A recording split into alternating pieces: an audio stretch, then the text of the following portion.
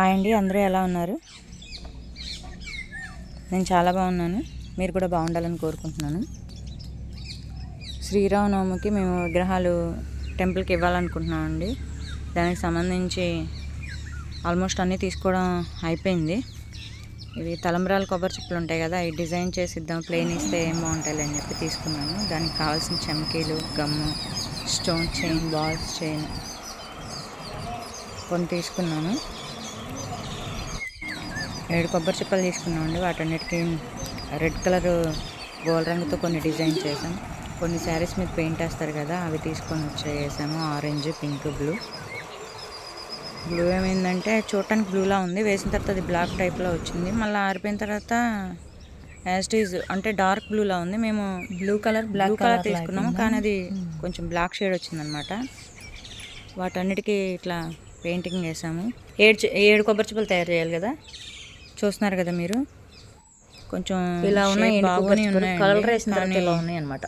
ఉన్న వాటితో అడ్జస్ట్ అయిపోయాం. ఇప్పుడు అవి పెయింట్ వేసిన తర్వాత ఆరిపోయిన తర్వాత స్టోన్స్ లైన్ అంటించాం అనమాట. చూస్తున్నారు కదా మీరు. అవన్నీ వేసిన తర్వాత ఇట్లా ఉన్నాయి, రెడ్, ఆరెంజ్, బ్లూ అనమాట. పింక్ కూడా ఒకటి వేసాము. తర్వాత చెల్లికి నేను శ్రీరామనవమికి ఇది గిఫ్ట్ తీసుకున్నాను. తనకి బాగా నచ్చినాయి. ఇక్కడే విజయవాడలో తీసుకున్నామండి. అవన్నీ ప్యాక్ చేస్తున్నాను అనమాట, మళ్ళీ బయట ఉంటే పాడైపోతాయని.